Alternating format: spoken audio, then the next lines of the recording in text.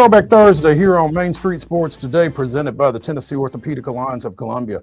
I'm Maurice Patton, coming to you from the Main Street Murray headquarters here in Columbia. That is Wade Neely coming to you from his home in Pulaski. We'll be here for the next couple of hours discussing local, regional, and national sports topics, and looking forward to doing so. Wade, what's up? What's happening, Mo? Good to be with you. Good to be with everybody. It is a fantastic Thursday here. We'll throw it back, but we got a lot to tap into in the current as well.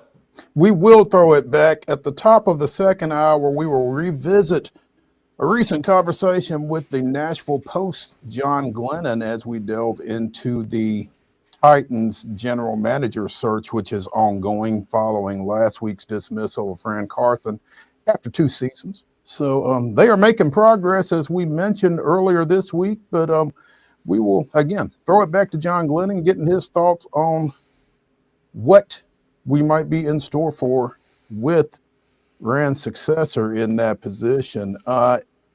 Also in the second hour, we will be visiting with Teresa Walker of the Associated Press. Teresa covering the NCAA convention, I guess, here in Nashville this week. And there was some news coming out of there with regards to the women's basketball tournament. Looking forward to breaking that down with Teresa, among other women's athletics topics. So stick around for that in the second hour. In the next segment, it's Coach's Corner, and we will visit with HILLSBORO High School boys basketball coach RODNEY THWEATT. The Burros are ranked number 2 in the initial Tennessee Sports Writers Association Class 4A statewide boys basketball poll. So checking in with Coach THWEATT on his Metro power. And those are our 2 guests, but we got plenty of other to get into as well. Some Major League Baseball news, some NFL draft news, some college football news, including some college football beef, as we kind of foreshadowed earlier this week, actually. So also, there was a dunk in the National Basketball Association last night that if you didn't see it, but you want to see it, but you don't want to take the time to look it up, stick around, because we're going to have it for you. And it didn't count, but man, I think it counted. So looking forward to getting into that as well, and some other NBA and college basketball news. So we got plenty to talk about here over the next couple of hours. And again, looking forward to doing so. So Wade, let's get to it. Yes, sir. With yesterday's results and today's schedule on the rundown. This is the rundown. Buckle up, gang. The Thursday rundown is off and it is running here on Main Street Sports Today. We go back to the hardwood for girls basketball high school action last night. Community picks up a 54-46 win versus Murfreesboro Central Magnet. Hume Fogg was on top of Lead Academy 45-27.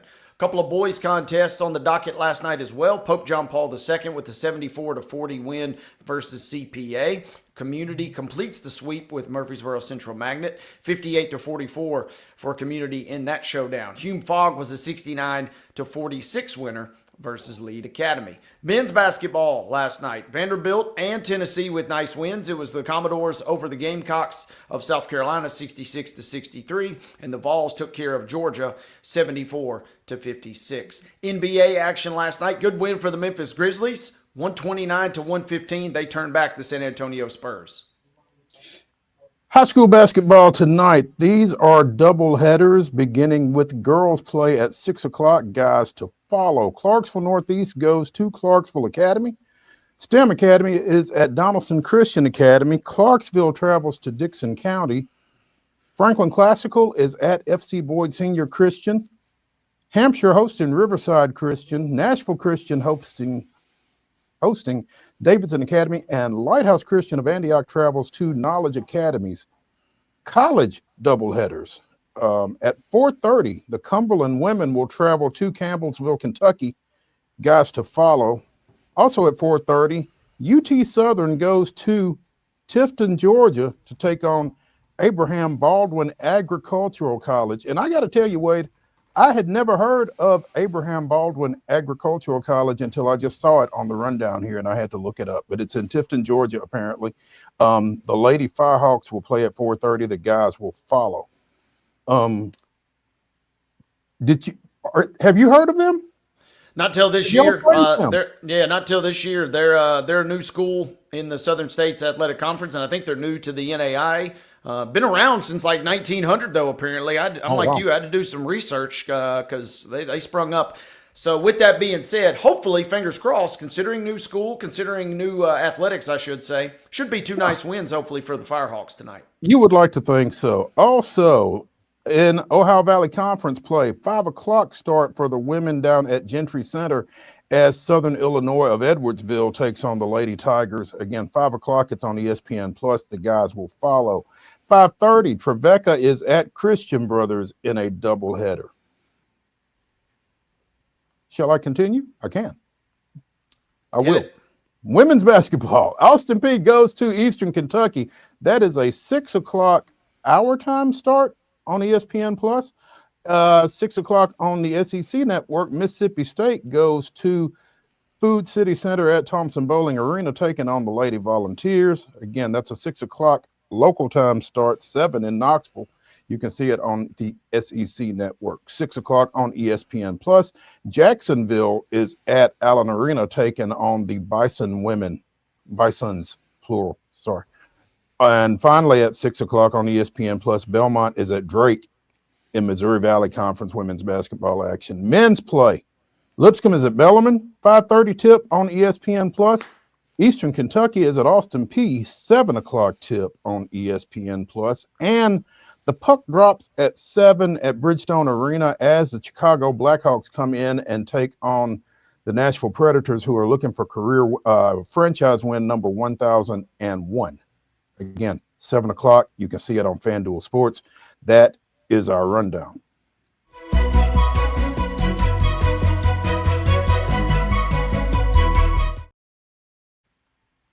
Top story brought to you, as always, by the fine folks over at Piggly Wiggly in Neely's Mill in Columbia. Be sure and check out their delicious daily deli lunch options available from 11 a.m. until 6 p.m. Also, their hand-cut meats, and everything is cost plus 10% at the cash register. Piggly Wiggly, Neely's Mill, Columbia, bringing you our top story.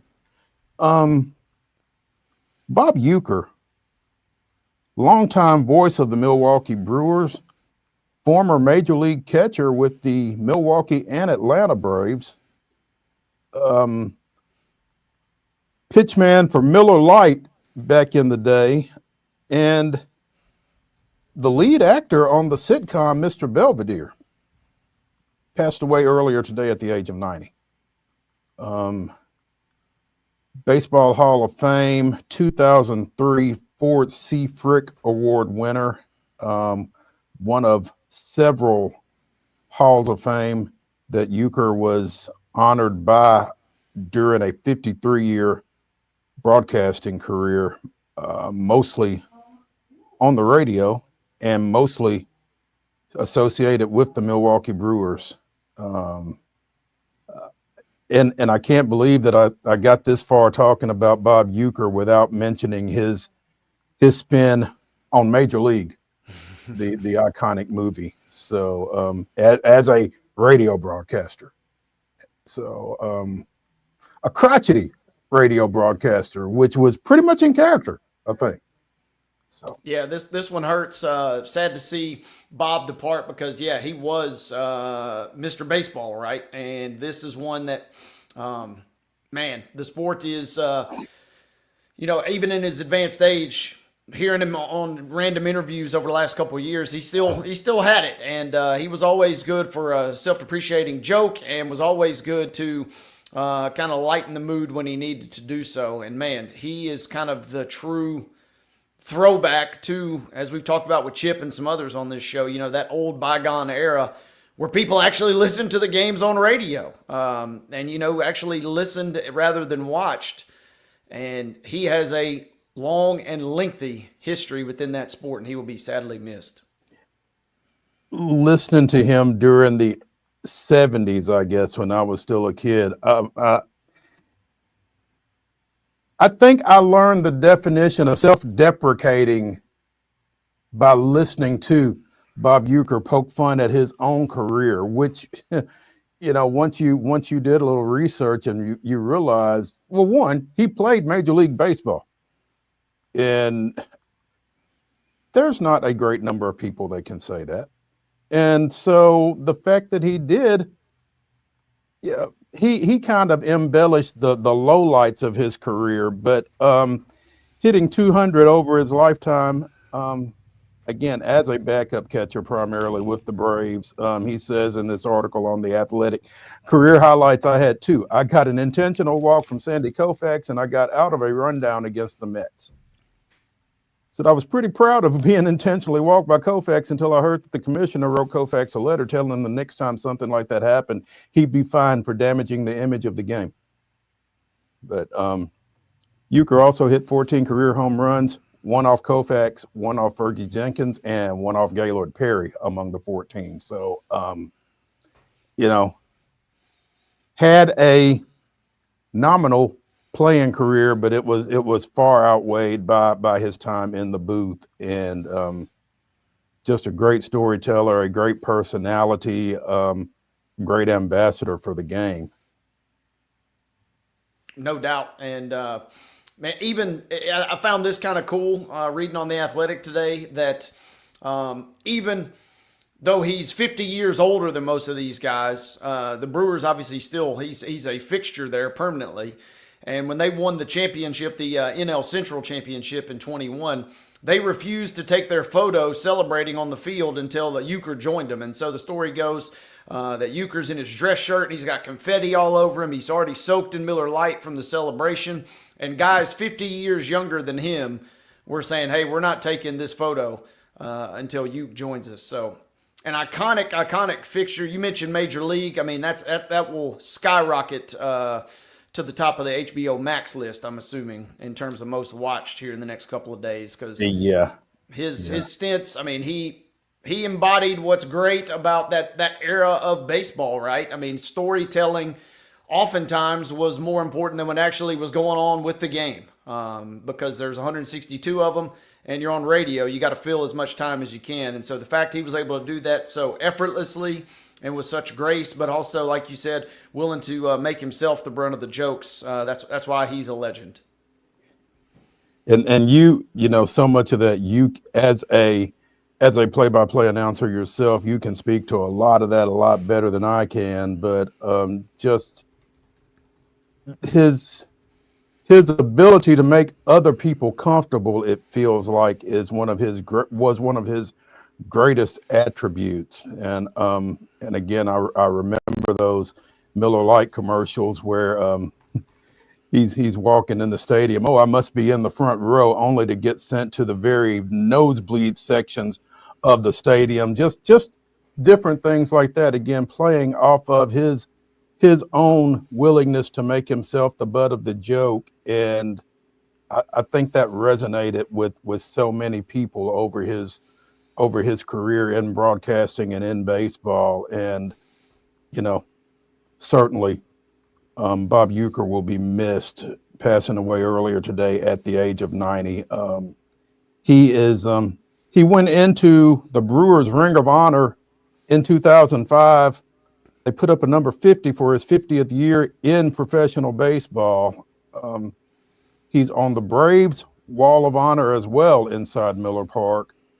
I'm not sure it's Miller Park at this point, but he is one of the great personalities of this game, and again, he'll be missed.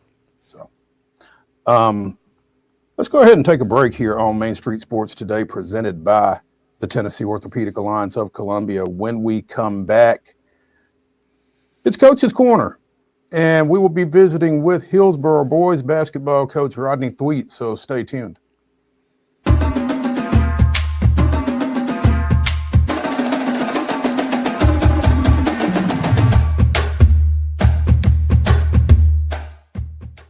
Whether you're an athlete or a weekend warrior, when it comes to your performance, don't settle for anything less than excellence.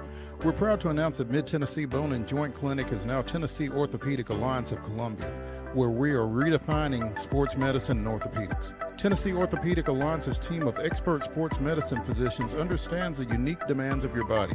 TOA Columbia specializes in personalized orthopedic care, offering state-of-the-art treatments for everything from sports injuries to joint replacements. Learn more at toacolumbia.com. Step into the Lionel retail store at Opry Mills, Nashville, and you'll be captivated by all the magic of the 123-year history of Lionel trains. Whether you're already a train enthusiast or just getting started, Lionel will energize your love for trains. NASCAR fan? Come check out your local Lionel station to learn all there is to know about model trains and die-cast NASCAR collectibles. Visit nashville.lionel.com or call 615-455-9399. Custom Stone Handler supplies over 600 distributors and suppliers with quality stone products. Along with River Stone, we produce and distribute over 100 building, landscape, and other bulk products. Our goal is to provide quality products, service, and partnerships to ensure our customers' success. We firmly believe that the measure of any person or company is how they treat other people and customers. Give them a call at 931-490-4990 or visit CustomStonehandlers.com.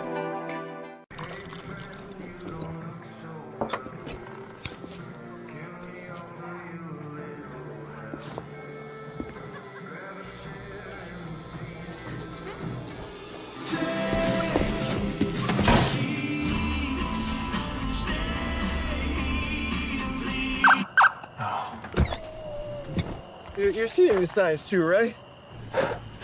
What signs?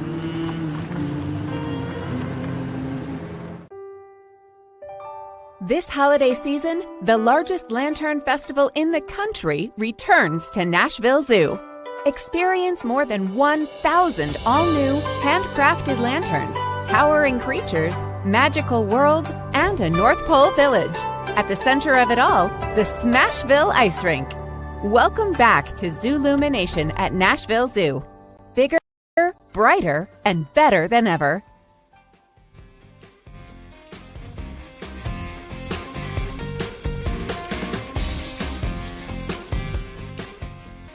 Throwback Thursday continues here on Main Street Sports Today, presented by the Tennessee Orthopedic Alliance of Columbia. At the top of the second hour, we'll be throwing it back to a recent conversation with the Nashville Post, John Glennon, talking little Tennessee Titans, so stick around for that. Right now, it is time for Coach's Corner, presented by 10 Pin Alley, Eat, Play, Party.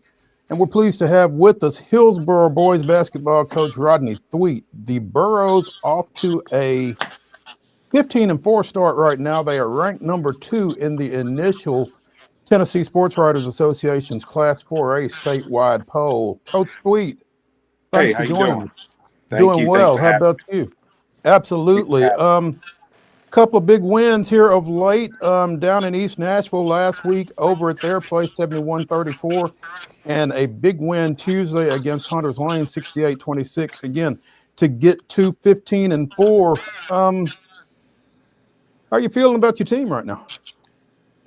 Really good, which is like I was talking to someone earlier. We're a really good team, but I feel like we haven't scratched the surface. They have a level that they can take it to that we're just trying to get there at some point here over the next month and a half. But I still see a lot of growth that can be had with this group, and I'm looking forward to seeing us close that gap. Obviously, you don't want to be playing your best ball on January 16th, but the fact that you feel good while still seeing some growth as well, I guess that's a pretty good place to be. Yeah, it is a good place to be. It really is. As a coach, you're always waiting for that adversity around the corner, so you never relax and exhale, so to speak. But I definitely would not trade what we're doing with anybody at this particular point. I really enjoy the group, and I just want to see them continue to push forward and get better. And like I said, the timing is working real well for us right now because, like you said, we don't want to peak right now, but we want to be headed towards that direction for sure. Coach, as we kind of creep up or tip over past the midway mark of the regular season, has this group come together from the start, or has that been something that, after Thanksgiving, kind of walk us through maybe how we got to where we're at right now in your mind? That's a good question. I don't know if we've 100% got there yet. I think, like I said, we're just a really good old bunch that has played together for a while and has a lot of experience, and we've had a really tough schedule that's prepared us for a lot of these games that we have ahead of us. I would almost say it probably goes back to the sub-state loss a year ago, where I think this team committed to each other and doing all the right things on a daily basis to put us in the position that we're in now. You guys are playing well, and as you mentioned, you've taken on some tough foes. What I'm fair to say that was by design on your part to give you guys a challenging schedule. Absolutely, I've never done that before, but I'm definitely seeing not to this level the benefit of playing all the tough games that we have and the experiences that we can call back on. It's really been one of the best things we could have done this year is just really push ourselves. And we've learned a lot and faced some adversity in those situations. And I think we're going to be able to call back on that when the playoffs get started. I'm also curious, Coach. Rodney THWEATT, boys basketball coach. I'm sorry, go ahead. I was just going to say one other remark on your schedule, Coach. I'm noticing a lot of teams from out of state. Even what do you how do you approach those matchups? I guess, and I know some of them were part of a classic or maybe not initially scheduled, but when you see a team from a Texas or from a Missouri or Alabama, how do you kind of go? Does your game plan or your methodology change at all trying to get ready for those teams? In playing those teams, it's just a physicality difference. We didn't know that until what you started this schedule. It's just amazing to see the style of play differences that we've seen. I mean, we've got to see a little bit of everything. Game plan really hasn't changed, but it allows us to know who we are. We've learned who we are from some of those games, and that was the goal of it. To really get pushed and see, what our character is, who we are as a team, what's the best style of play for us. And quite honestly, we're still developing that, and having that schedule without worrying about the results, so to speak, like you do when you're in district play, has really helped us learn as coaches and as a team who we are and what's best suited in terms of style of play for us. Coach, when you talk about the physicality, is that, excuse me, is that like a function of different officiating? Is that a function of, different styles of play? Where does that come from, and how do you, respond to that? Yeah, I do think different areas have different styles of play, and different associations allow a little bit more, a little bit less wherever you go. In some of those games, they were prep schools, so kids were older, stronger, more physical, which really pushed us, and that's where I see a lot of the physicality in some of these older schools, or prep schools, so to speak, and being able to play a faster style pace of game with some of the Memphis schools that we faced. It's just given us a lot of different looks. I don't think there's anything at this point that can surprise us in that department, but I do feel like those teams set us up to really play well here locally over the stretch of the next 3 weeks. You mentioned that this team kind of committed to each other after that sectional loss last season to Brentwood. You guys advanced to the state semifinals the year before, losing to Memphis Overton, who I think went on and won the whole thing. But being as close as you all have been the last couple of years, what do you feel like the degree of hunger is for this team this time around? It's high because they're older now, and they don't, we have 8 seniors and they're not coming back. And I think that, having that state semifinal run their sophomore year and the bulk of them coming back as juniors, you skip some steps. I think they just wanted to get back to the point that they left off. And as you and I know, it doesn't work that way. You got to go through that grind again. You got to go through that journey again. You don't start back where you left off. And all those lessons they had to learn a year ago have applied today. But, I really think that experience really helped us out to understand how precious the time we have in front of us is, and how we have to take each step, each practice, each film session, each game is as important as the last and the next. So it's allowed us to focus in on the here and now, and not worry so much about what's going to take place in March. And I think we skipped that a year ago. Again, being young and getting that far, I think you get in the mindset that you're going to just get right back sometimes in life. And that didn't work that way. And that was a huge lesson for them.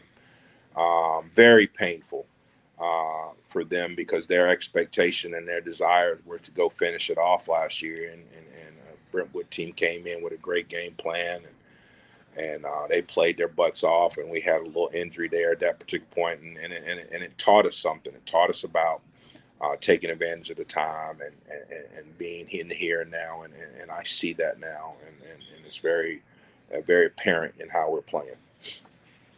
Coach, I hate to ask this question because you've used the word team so many times, but who are some individuals that are really shining for you this season?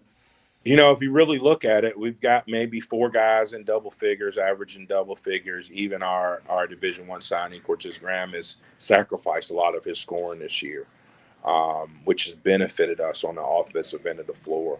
I think him having to get his signing out of the way early before the season started kind of settled him down, and he's really showing his complete game now, and all the guys are able to eat because of that. So we really do have, and I'm sure that 5th guy is probably somewhere around 9.5 points a game. So, to have 5 guys that averaging double figures, it shows a lot of balance and a lot of sacrifice for the team. Obviously, Coach, folks that follow high school basketball in and around Nashville are familiar with Cortez Graham, the North Alabama signee. Who are some other guys that that are playing particularly well for you right now? Tyron Fisher, another senior. I think he's been dynamic all year long. Xavier Washington his motor is unrelenting. He's probably led us in scoring here the last 3 or 4 games and shooting the ball very well. And Max Bertner, he may be over 50% from the 3-point line right now. Got to probably average 5 or 6 points a game last year. And of course, we had Jalen Hurd. His mom has got a teaching job here, and he played for Cookville last year. He's hurt right now, but he came in and took the point guard reins over, and without any hiccups, which is rare when you have a transfer come in and fit in like he has. Provided leadership. All the guys, even the guys that we've got a few baseball players and soccer players that are second sport guys that are coming out here and making practice. With that, I'm just proud of all of the guys, and I really think that we are a complete team, and we're not just depending on 1 or 2 people to do the bulk of the work. That's an interesting addition, Coach, the Hurt kid, because you guys went to the state semifinals 2 years ago. That Cookville team went to the state championship this past year, lost to Independence. So you guys are hungry. He's hungry. I imagine everybody's kind of pushing on the gas, trying to get back. It seems like he was here the whole time. His attitude and mentality fit exactly like everybody else's, because he's got the same goal and desire that the rest of the group has. So he came in willing to sacrifice. He could have possibly stayed and averaged 20 points a night down in Cookville. But I think he's one of those guys that's sacrificing his ability for the team and to get back and finish the job off there. But like I said, we still have a long way to go. We haven't scratched the surface, and we just got to continue to keep our heads down and get better.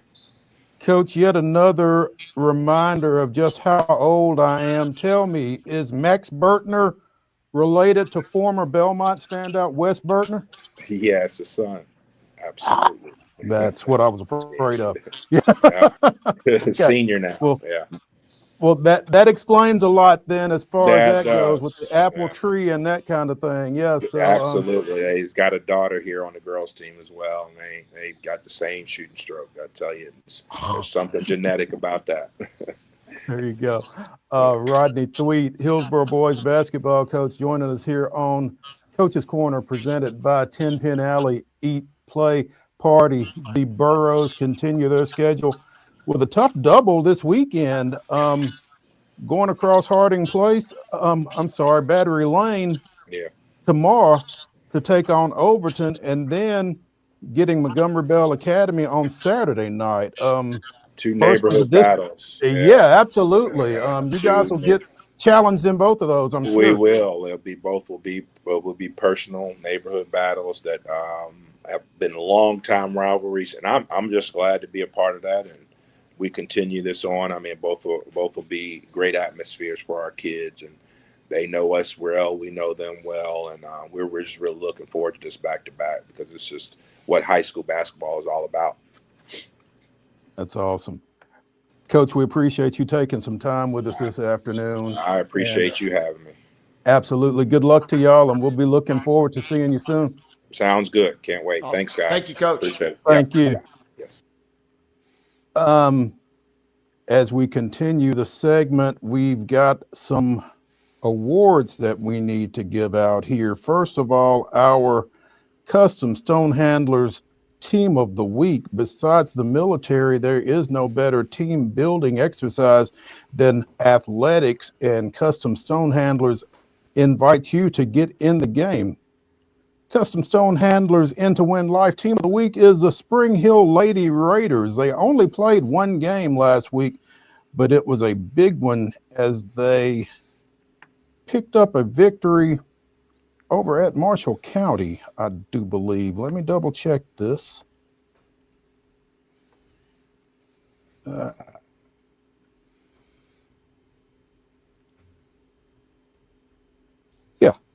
Defeated Marshall County 35-31, their second straight victory after having previously snapped a 7-game skid. So big win for the Lady Raiders as they continue on a come up. That win last week secures, again, the Custom Stone Handlers In to Win Life Team of the Week honor for the Lady Raiders. Congratulations to them. Our Tennessee Orthopedic Alliance of Columbia Athlete of the Week this week is Summit 144-pound senior Jaden McKinney, who picked up a pair of victories last week, winning a technical fall against Spring Hill's Kason White, and then decisioning NBA's Hudson Frazier 9-6. So a couple of big wins for Summit senior Jaden McKinney, who is our TOA Columbia Athlete of the Week. Congratulations to him, and again to the Spring Hill Lady Raiders, our Custom Stone Handlers In to Win Life Team of the Week. Also want to mention,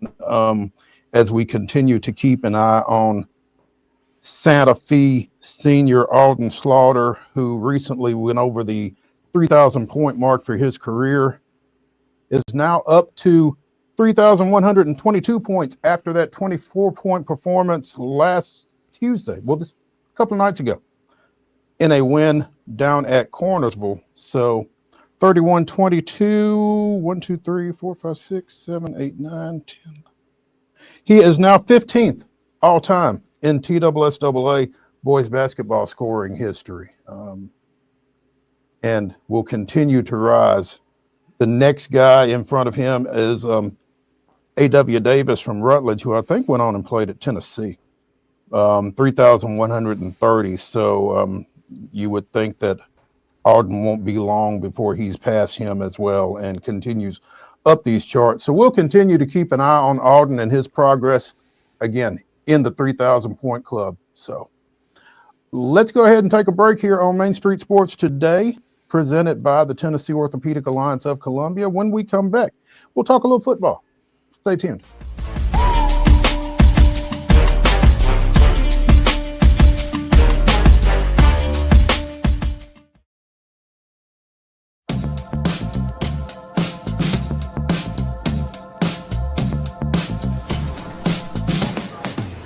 Do you want to be a bad man?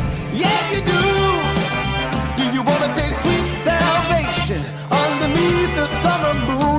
another hand now. Yes, you do. Go see Miss Josie down on Columbus Avenue. All right, Columbus Avenue. At Delta Dental of Tennessee, we know our success begins and ends with providing superior quality service, and that includes serving those who need it most. This year, we're celebrating 25 years of giving back to the community we call home. Delta Dental, along with our Smile 180 Foundation, supports Tennessee's dental colleges and oral health education, children's hospitals, free and reduced cost dental clinics, and other like-minded charities. Here's to the next 25 plus years of ensuring healthy smiles.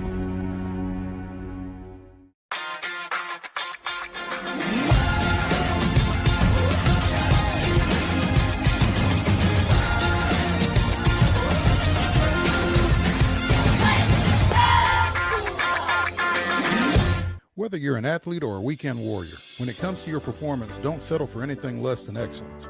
We're proud to announce that Mid-Tennessee Bone and Joint Clinic is now Tennessee Orthopedic Alliance of Columbia, where we are redefining sports medicine and orthopedics. Tennessee Orthopedic Alliance's team of expert sports medicine physicians understands the unique demands of your body. TOA Columbia specializes in personalized orthopedic care, offering state-of-the-art treatments for everything from sports injuries to joint replacements. Learn more at toacolumbia.com.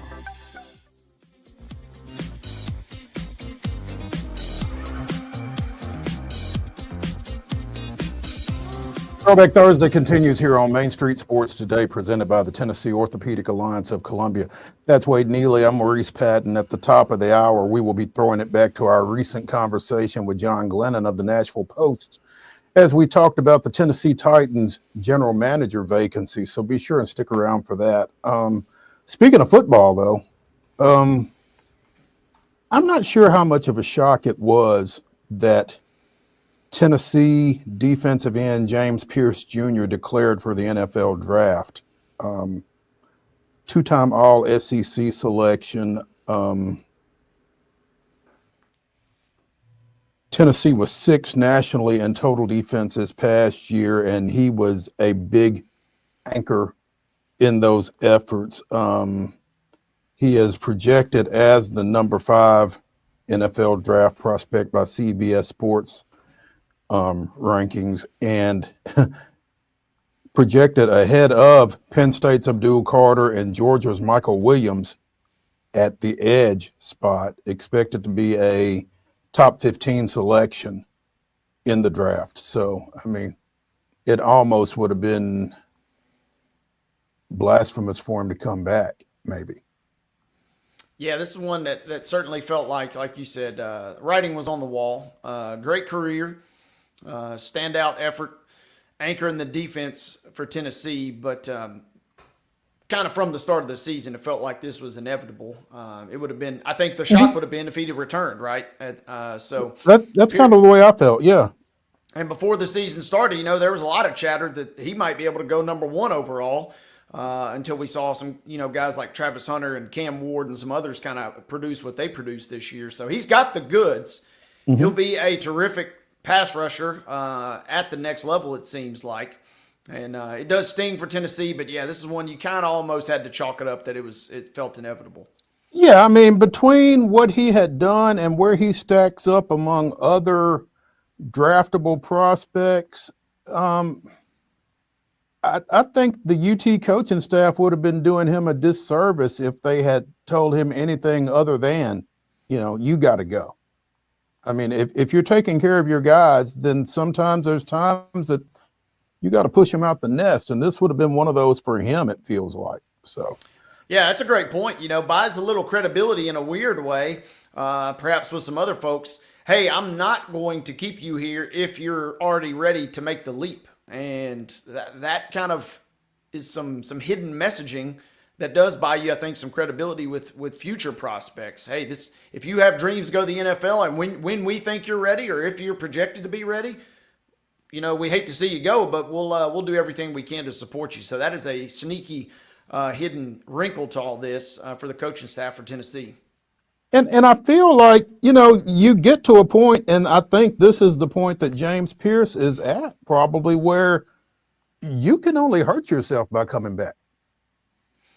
Yeah, and when you're talking about going as high up the draft board as he is, the bags are getting bigger year by year in college football, but they're not to the level that the NFL's got and not to the sustained level that the NFL's got. And if you come back, the only real positive is you potentially work yourself all the way up to number one overall. But on the other hand, you sacrifice a full year of earnings in the NFL, and you also sacrifice another year getting closer and closer to that coveted second contract where you can really, really make some money. So not a lot to gain, I don't think, and it seems like it's a smart business move for both sides, for Tennessee and for James Pierce Jr. Absolutely.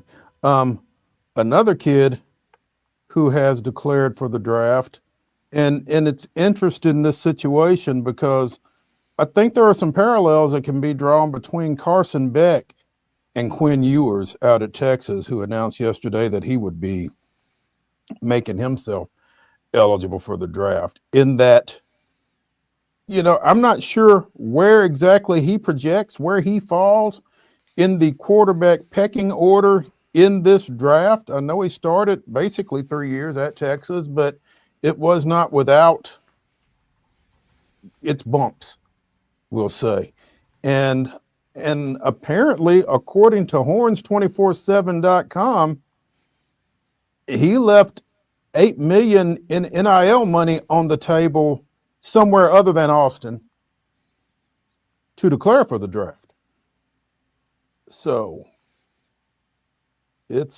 I just think Ewers' situation is an interesting one because I don't know how far up the quarterback pecking order he is in this year's draft. And if there was $8 million somewhere out there for him to continue to play college ball and just not do it in Austin, it's an interesting decision on his part to not pursue that. But his high school coach, Riley Dodge from South Lake Carroll, said Texas was the only place he wanted to play college football. So, $8 million decision? Who knows? Yeah, 27-9 as a starter. And, he was kind of getting roasted toward the end of the Ohio State game because it's the internet and everybody roasts everybody. But he was getting kind of blasted there with the way things went down. And I saw a great point that was made. Texas was kind of relevant as quickly as 3 years ago, but they kind of were still on the outskirts of, we're still making his Texas back jokes at that point. And so for Ewers to come in, yes, he didn't win the championship, got him to 2 straight semifinals, and kind of went out guns a-blazing.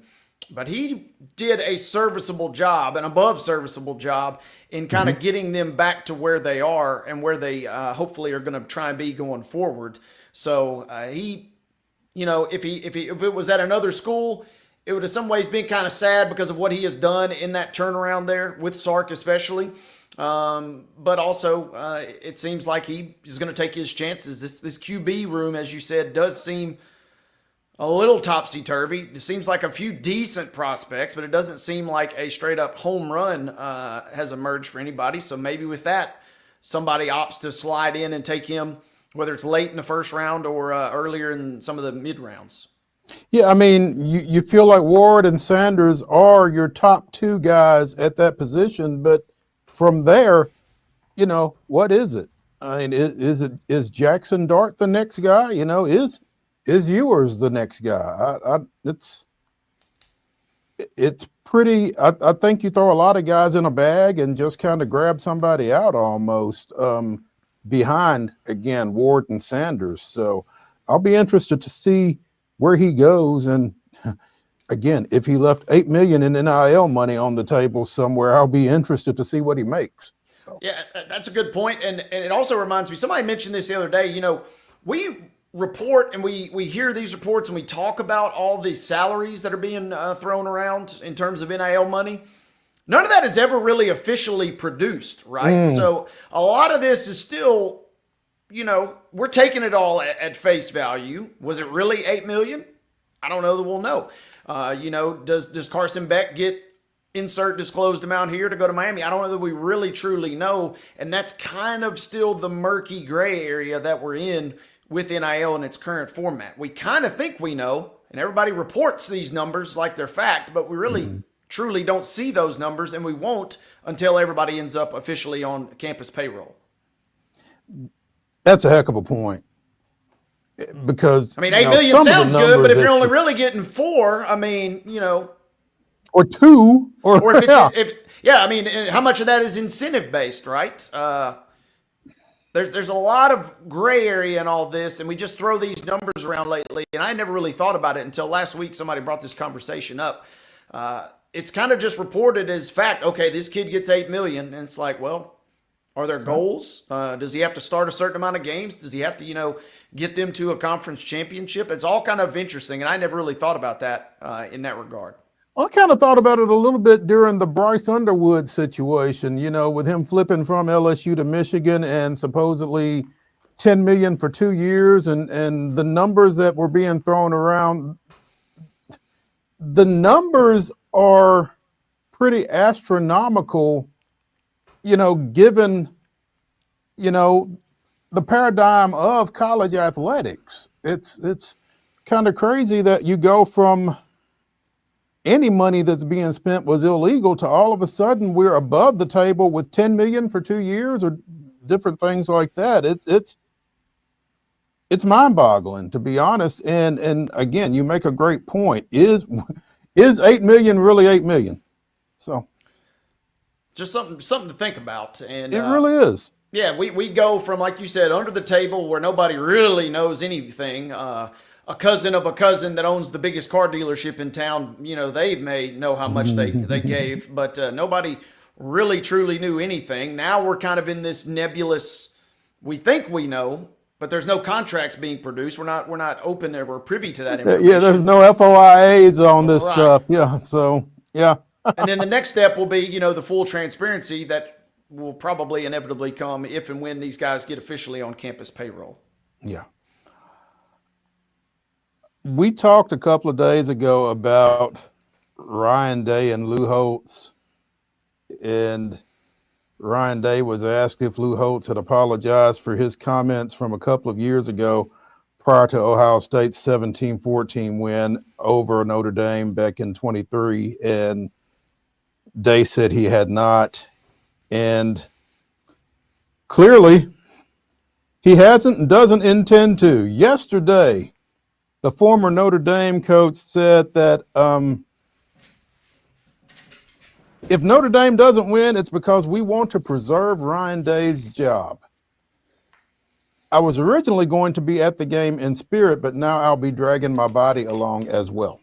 So, again, prior to their 2023 meeting, Holtz made the comment that Ohio State has lost to Alabama, Georgia, Clemson, Michigan twice, and everybody beats them. Does so because they're more physical than Ohio State, and I know Notre Dame will take that same approach.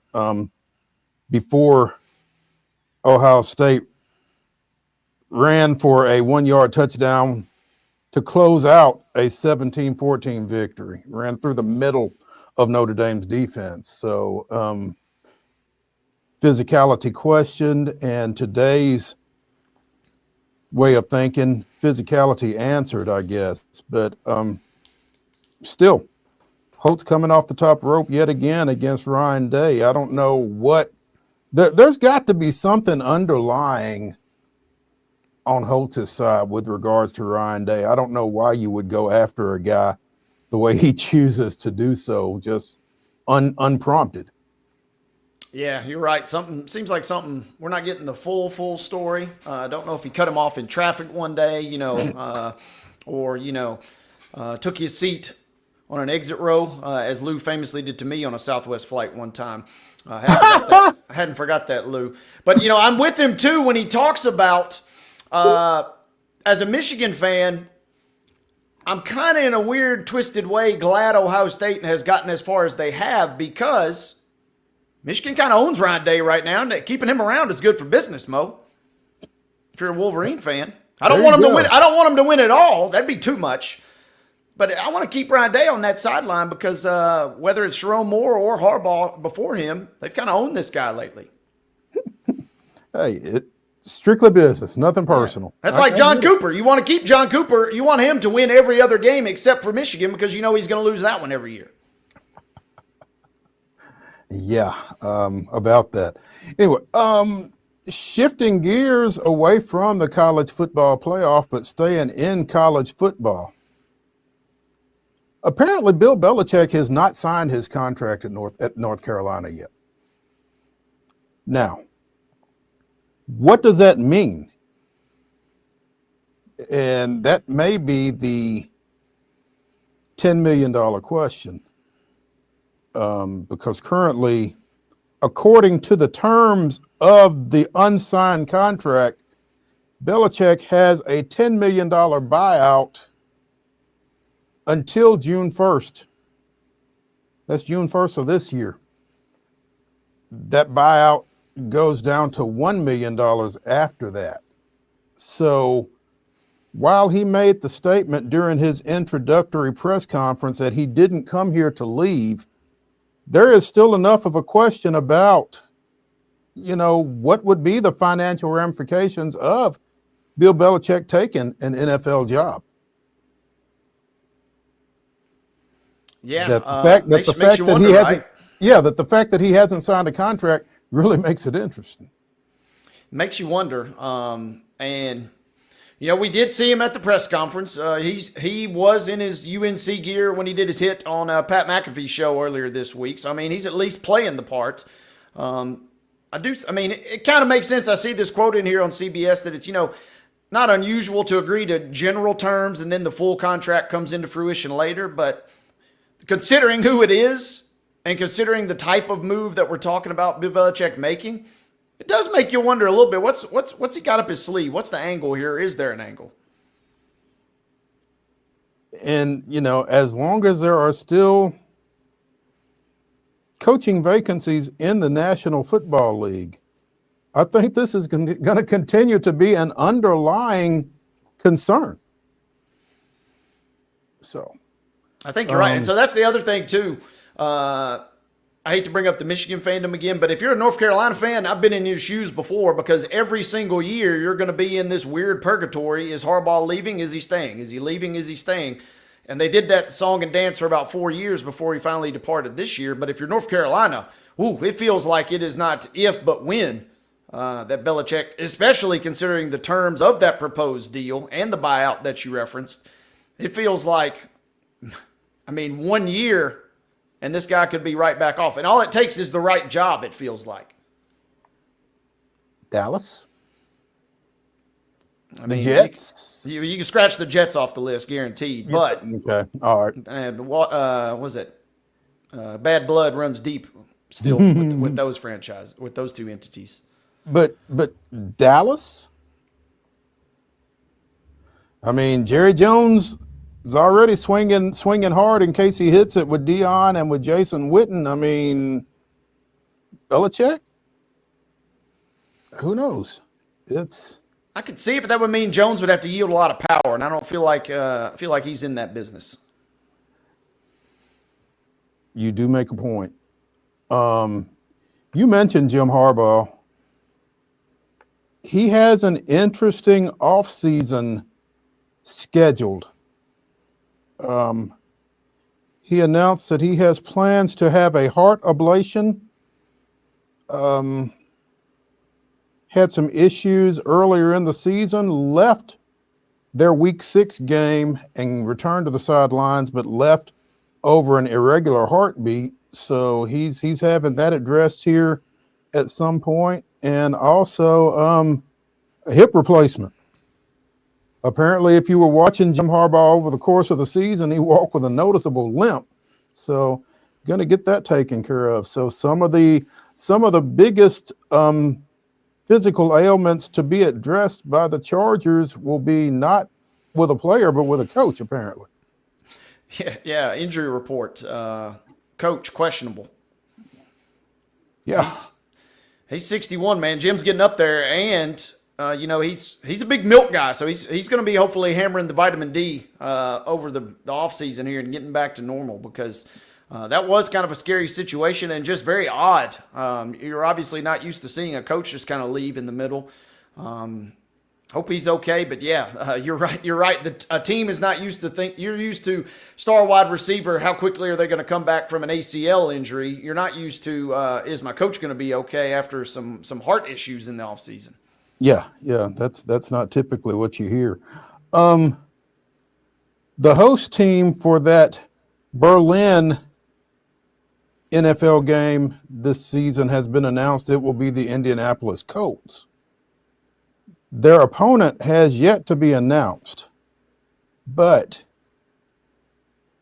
you know that the Colts are in the AFC South, and among their home games is one against Tennessee. So, Titans fans, you might be making a trip to Berlin. I don't know that a date has been announced yet for this game, but again, the Colts will host the first NFL regular season game in Berlin at that city's Olympic Stadium. So the Browns, Jaguars, and Jets will host games in London. A host for the Madrid game has not been announced yet. So Colts have played a couple of times, once in London and then once in Frankfurt. That'd be fun. They like to add a little spice by making a division game, and I haven't heard much chatter out of St. Thomas Sports Park, but I do know that a trip to Berlin would sound pretty dang sweet for some Titans fans and staffers. That'd be interesting. Give me Madrid too. I'm not gonna beg. As long as if they got one of those two, I'd even be down to go to Mexico City if they throw us that one this year. FrontOfficeSports.com is reporting that State Farm has pulled its ad for Super Bowl LIX, which is Super Bowl 59, which I had to double check. But they were slated, obviously, to have an ad for the game, which will be televised on Fox, as the insurer faces backlash for canceling homeowners policies in Southern California prior to the wildfires that are ongoing. Yeah. It's an interesting decision.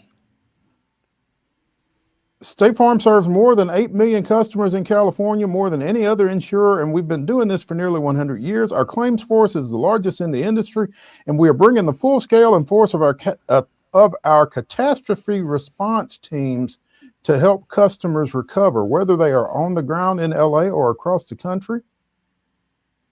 We are proud to report that our customer contact is at 90%. We've received over 7,400 home and auto claims, and we are putting tens of millions of dollars back into customers' hands.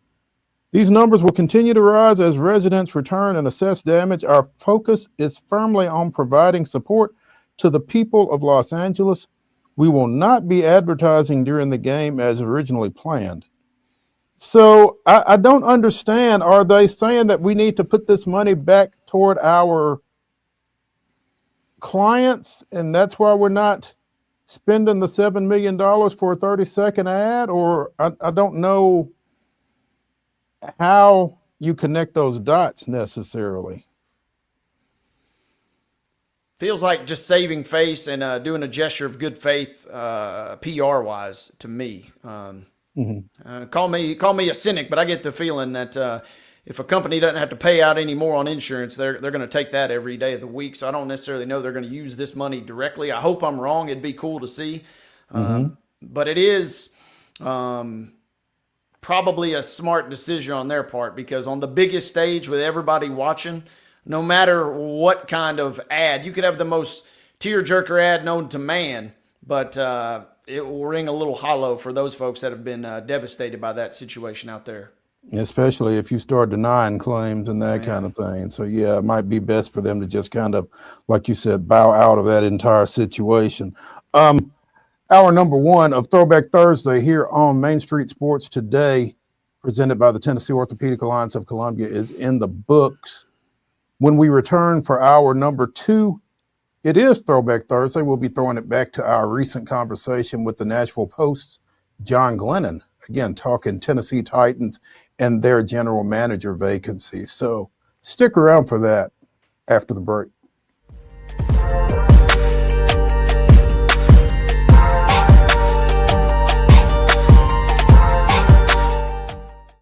Hi, I'm Dr. Vilas Saisuka, CEO and founder of Premier Foot and Ankle Centers of Tennessee here in Murfreesboro. We offer foot and ankle care from ingrown toenails to diabetic foot wounds. We also fix ankle fractures and things like that. Call us today to schedule an appointment. We look forward to seeing you. Because here at Premier Foot and Ankle, we believe that the journey begins with happy feet. Whether you're an athlete or a weekend warrior, when it comes to your performance, don't settle for anything less than excellence. We're proud to announce that Mid-Tennessee Bone and Joint Clinic is now Tennessee Orthopedic Alliance of Columbia, where we are redefining sports medicine and orthopedics. Tennessee Orthopedic Alliance's team of expert sports medicine physicians understands the unique demands of your body. TOA Columbia specializes in personalized orthopedic care, offering state-of-the-art treatments for everything from sports injuries to joint replacements. Learn more at toacolumbia.com.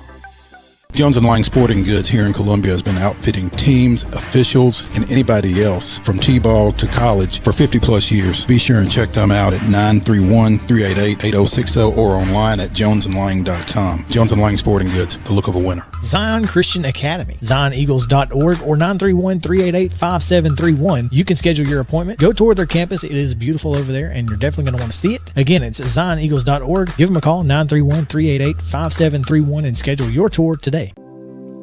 Custom Stone Handlers supplies over 600 distributors and suppliers with quality stone products. Along with River Stone, we produce and distribute over 100 building, landscape, and other bulk products.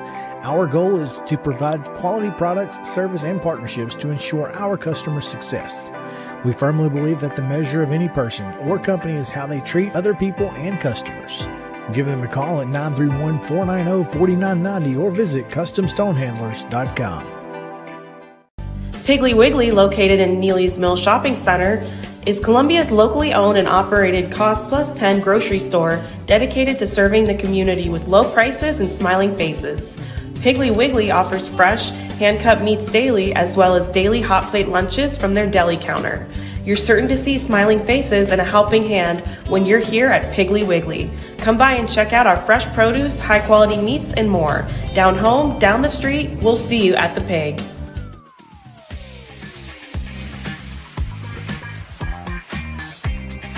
Joined now by John Glennon of the Nashville Post and co-host of the First and 10 podcast. JG, what's happening? Not too much, Mo. Just surviving Snowmageddon here. How are you guys doing? Doing well. I see you still got the tree up, man. I like that. I'm not sure whether that's a testament to the length of the holiday season or to my laziness. One of the two, but it looks kind of nice. We'll keep it around for a little bit. Well, especially with the snow, it's a nice aesthetic you got going on right now. Exactly. Absolutely. And you never know, maybe a present, maybe an extra present appears one of these days under the tree. Leave it up. Hope, right? There you go. Exactly. There you go. I like that. The Titans looking for a present these days, I guess. After, I guess, getting rid of some colon switches earlier in the week in the form of dismissing Rand Carthon. First, what were your thoughts on that move? And second, what are your thoughts about what has taken place since? Yeah, I won't say it's a surprise. It seemed like the tea leaves sort of pointed in this direction, but that's not to say I thought it was the right decision either. Obviously Rand Carthon had been on the job for 2 years. And if you read between the lines, I think of what the Titans executives have been saying, it really seemed like he was brought on initially, to be sort of a compliment to Mike Vrabel at that point, the kind of person that would get along, work well with Mike Vrabel. And then, obviously a year later, Mike Vrabel was gone. To that point, clearly the Titans were very happy with what Rand Carthon had done rather. They promoted him, gave him the executive VP title and a GM at that point, and had a glowing statement at the time. Amy Adams Strunk, the end of that statement, simply put, Rand Carthon makes the Tennessee Titans a destination for the league's top talent by expanding his role to include full roster control, oversight of the coaching staff, and our organization. Our organization will now benefit more completely from Rand's unique ability to build and lead a championship caliber football team.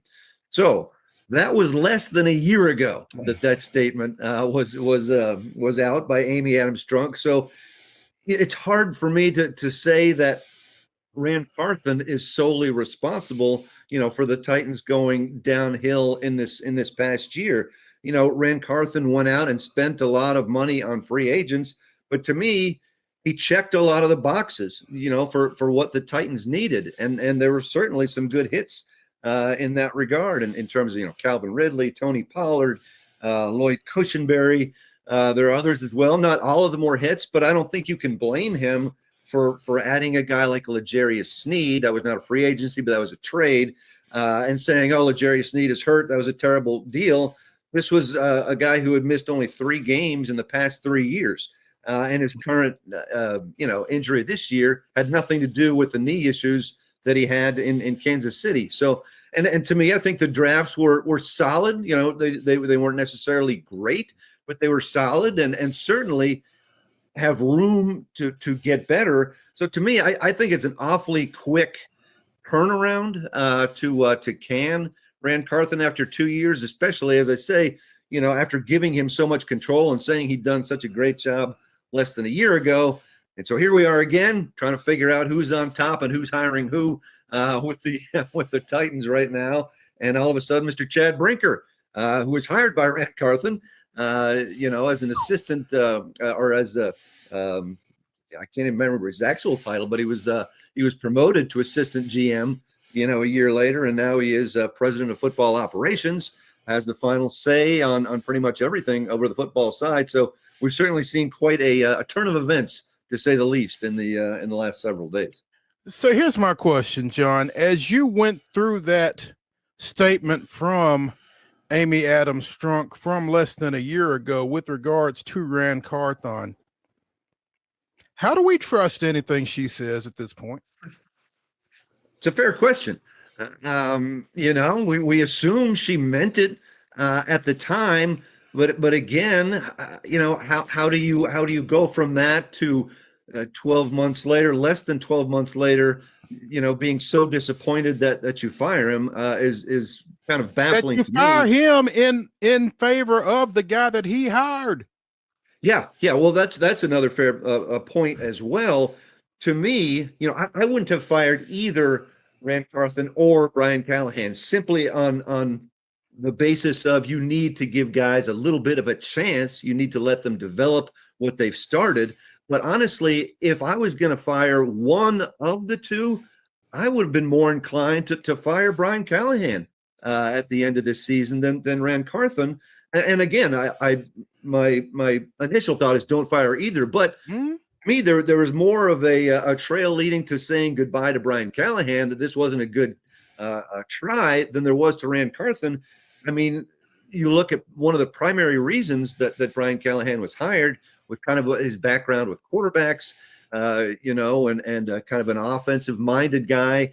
And what's happened to Will Levis. Will Levis played worse this year in most categories than he did as a rookie the previous year, on Mike Vrabel's watch. You cannot point to very many areas whatsoever on the Titans that got better this year. Certainly, maybe the biggest jump the Titans had was in the secondary and pass defense, and really Brian Callahan pretty much turned over the defense to Denard Wilson and concentrated on the offense there. So again, I say, have a little patience. Let both of these guys, show what they were hired for. I wouldn't have fired either, but again, I think there's not a lot that Brian Callahan can say about what got better during his first year with the Titans. Yeah, it's a lot to digest and a lot to process, and I'm kind of with you, John, in the sense it feels like if you're going to keep one, you probably need to keep both. And just, I mean, for the sake of continuity, you hear so much. The Bears are in a similar spot, right, with the development of Caleb Williams, and where do they go now with a new coordinator and potentially in a new head coach? So I'm with you there. I am just simply curious, what is the next move now for the Titans in your mind? Yeah, well, it's the GM opening, obviously, and I think Chad Brinker and Burke Nihill of the Titans have made it very clear that they want a guy who is heavily scouting background, a guy that thinks ball all the time. But you hear kind of the comments on those, and you wonder, well, A, wasn't that Rand Carthen's background, and B, wasn't that John Robinson's background too? If it doesn't seem like there's a great difference in what they're looking for right now. But in any event, I think we're going to see Chad Brinker drive the franchise much more toward draft. His buzzwords so far have been draft, develop, and retain. And it almost kind of goes without saying that he wants to take a different path than Rand Carthen did last year in terms of signing a number of free agents. But kind of the argument there is Rand Carthen had, pretty much the most money, in the NFL, to spend. What's he supposed to just sit on it and say, hey, we'd rather, develop a little bit of talent and we'll take our lumps there. No, if you've got the money and you've got all kinds of holes on your roster, why not fill them in free agency and then draft some players as well? Anyway, there does seem to be a pretty strong list of candidates that the Titans have drummed up. I believe it's about 10 candidates that have been reported so far, and you're surprised in one way that they've gotten what appears to be a really strong list, because you could certainly see some candidates saying, I don't necessarily want to go because I feel like I'm second rung compared to Chad Brinker now. But I think what the argument the Titans are going to use is that Chad Brinker, yes, he's ultimately in charge, but I think that authority will only come down if absolutely necessary. If there ties needed to be broken in terms of who's on the 53-man roster or who should we draft, that kind of thing. I think he's going to be less authoritative maybe than what it sounds like from his initial job description. But certainly, and I don't know if you guys want to go into them, but certainly do seem to be some candidates that appear attractive that they're scheduled to interview. Yeah, there certainly do appear to be some attractive candidates, like you said, John, and we do want to get into that. But my question is, to your point, theoretically, Brinker is kind of there to break ties, that kind of thing. But, where is the accountability with Chad Brinker when the ties that he breaks goes the wrong way? Because it feels like to me, somebody on Twitter tweeted a Eddie Haskell reference to Chad Brinker, and it kind of feels like there seems to kind of be a Teflon-ish type concept when it relates to Chad Brinker here right now. Yeah, I think that's fair to say, because the biggest question I hear from a lot of Titans fans and a lot of readers is, who's Chad Brinker? No, I don't think a ton of people.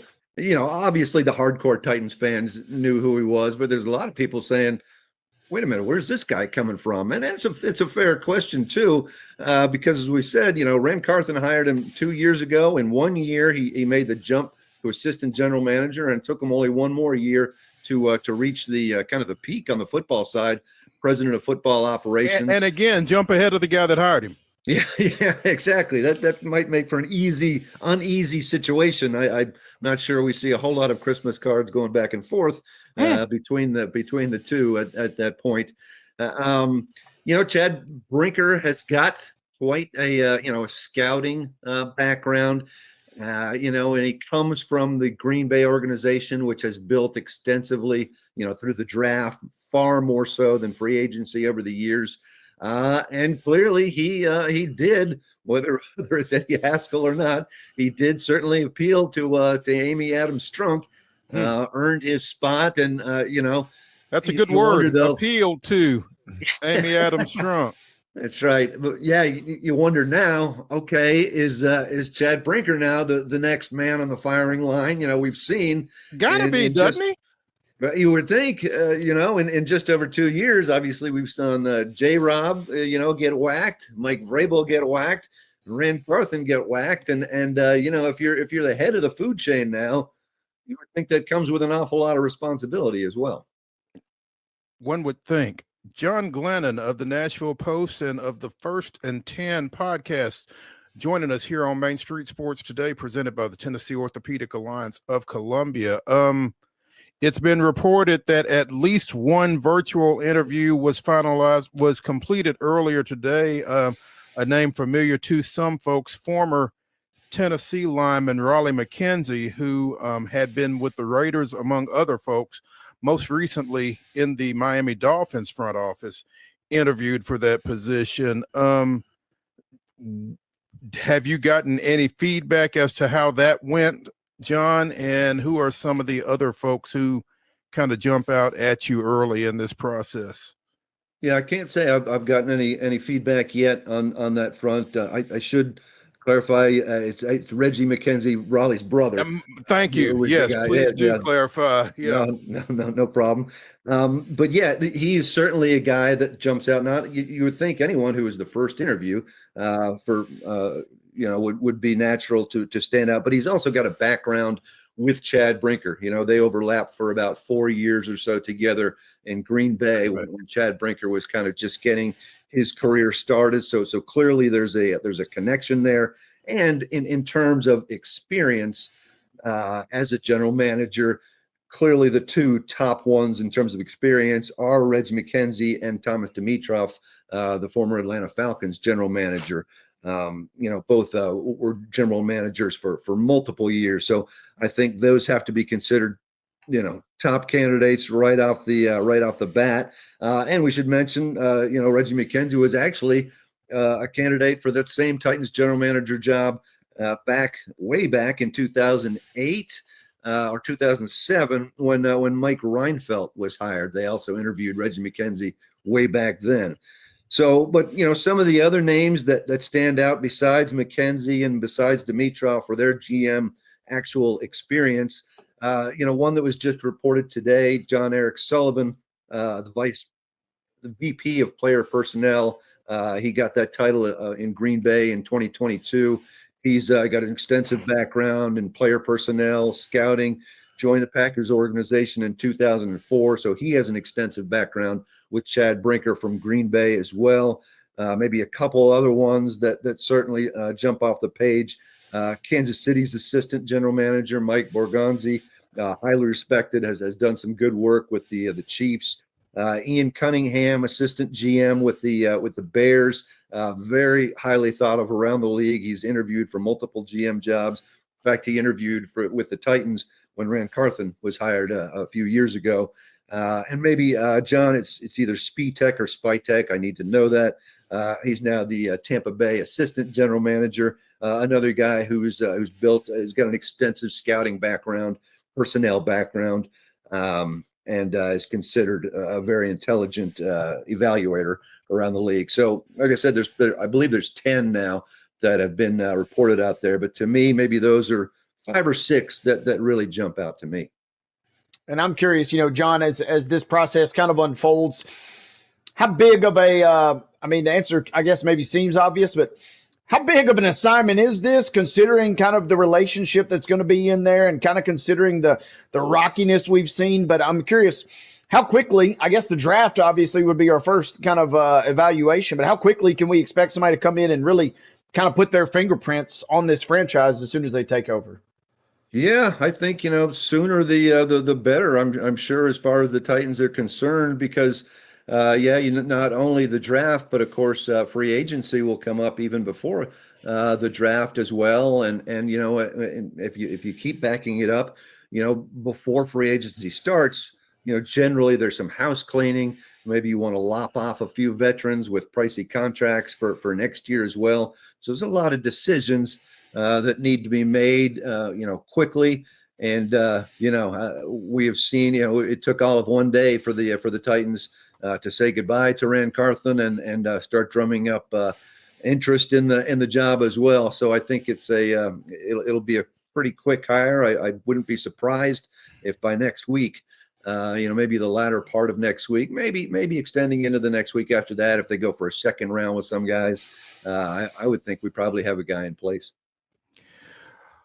John Glennon of the Nashville Post joining us here on Main Street Sports today. John, the NFL had to step in and kind of clarify some things with regards to this vacancy, that, as it turned out, maybe the Titans violated the Rooney Rule at some point, unbeknownst to some folks, as Brinker was elevated, but also, there was some question as to who they could or couldn't talk to with regards to this position, with, the thought of it being a lateral move or not. And that had to be, there's a lot behind the scenes, I guess, that had to be dealt with in regards to this position. And with all of that said, how attractive is it going to be when it comes right down to it? Yeah, well, that's a good question. As we said, the asterisk that comes with this job is that Chad Brinker is going to be the ultimate authority over everything. But again, I think, and again, the Titans may be at fault in this. They hammered it out very clearly in what they have said so far, that Chad Brinker is the main man. I think in part of Burke Nihill's comments to the Titans website, he's talking about Chad is going to have control day to day, overseeing the roster and the coaching staff.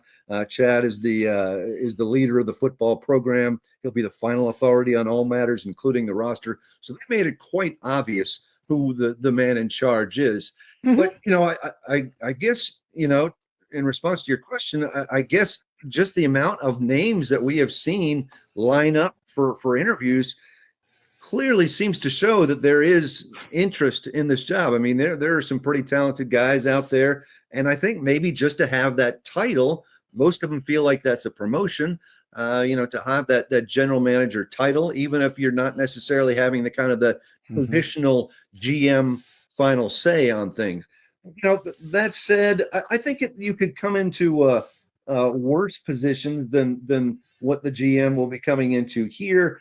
You got the number one pick, obviously, and you have it not only for the first round, but every round that you have a pick after that. I think it's 8 picks that they have right now. They've got $52 million, I think, in cap space, and I think that's the 9th highest in the NFL right now. So you've got some roster flexibility. If you take a quarterback, one of the top 2 quarterbacks, then you've got a guy to if you feel like that's worthy of the number one pick, then theoretically you've got a guy to build a franchise on at that point. So I think there are worse situations to come into as a general manager, and maybe there's some agreement out there, and that's why we're seeing some pretty good names say, okay, I'll take that job with that asterisk, sign me up.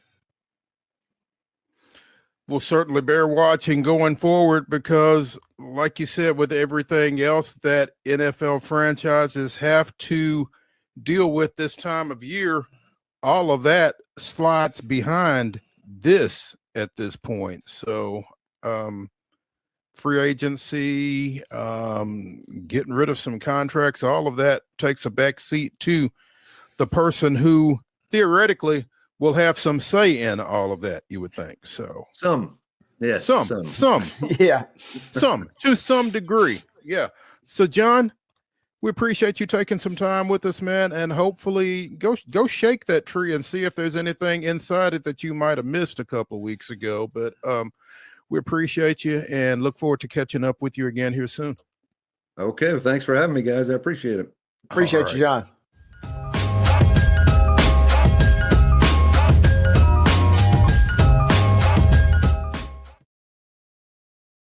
Hi, I'm Riley, a certified physician associate here at Premier Foot and Ankle Centers of Tennessee. We have a couple locations, Murfreesboro, McMinnville, as well as Franklin. We treat people of all ages. We're excited to get you back on your feet and hope we can help you today. Call us today to schedule an appointment. We look forward to seeing you. Because here at Premier Foot and Ankle, we believe that the journey begins with happy feet.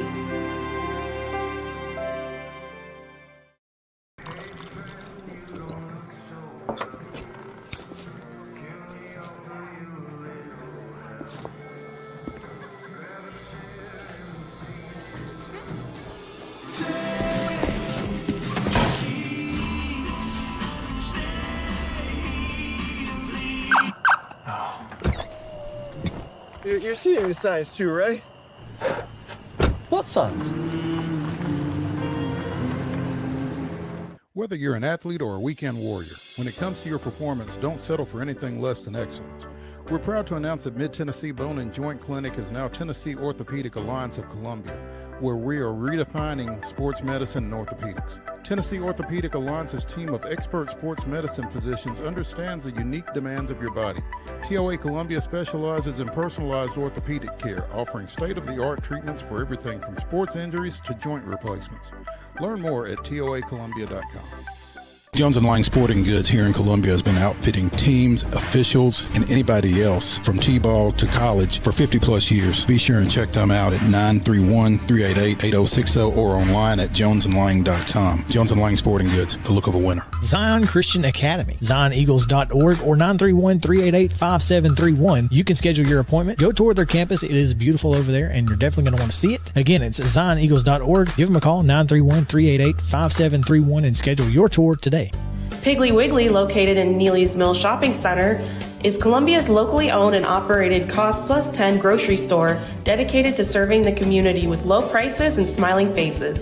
Piggly Wiggly offers fresh, hand-cut meats daily as well as daily hot plate lunches from their deli counter. You're certain to see smiling faces and a helping hand when you're here at Piggly Wiggly. Come by and check out our fresh produce, high-quality meats, and more. Down home, down the street, we'll see you at the Pig.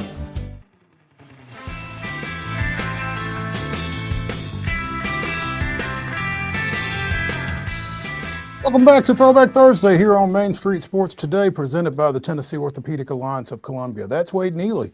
I'm Maurice Patton.